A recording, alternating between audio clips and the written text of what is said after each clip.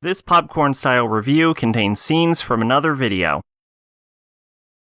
Boogiepop and Others is the latest adaptation of the incredibly influential Boogiepop light novel series.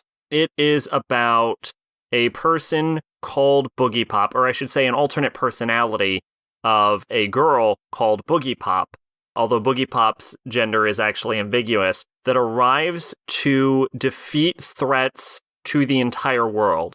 And these threats could either be monsters that arise within the characters themselves due to some kind of special ability, or some kind of cloned alien, or some kind of artificially created person by a mysterious organization.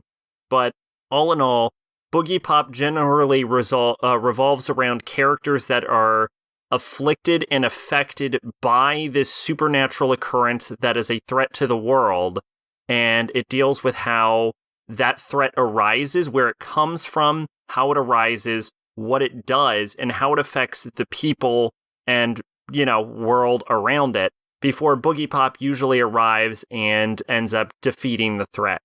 Boogiepop is not the only person involved in trying to solve these problems, and sometimes the supernatural events end up conflicting with each other.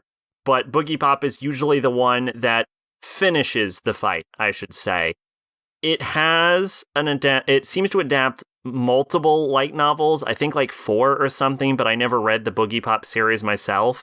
It's pretty interesting, and I like how it dives into the characters' motivations, a little bit of their psychology, and it doesn't just focus on our main characters. It kind of expands to the world around it, and you get to see how people react and deal with the various situations they're put in.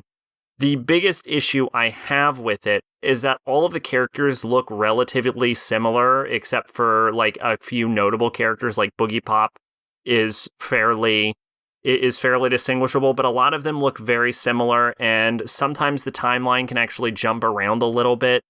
And there's so many characters because it's an adaptation of several novels that it becomes kind of hard to keep track of all of the characters and everything that's happening.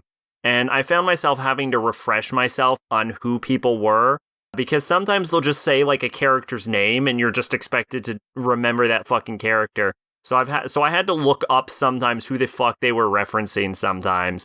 But yeah, overall it was actually pretty interesting. It was really interesting to see the effect of the supernatural events on not just one person, but multiple people. And that's something you don't often see in these kind of supernatural shows where the problems arise from within yourself and shit. Twitch and Discord in the description. I've been Sacrobolic, your envoy of hope. Bye-bye!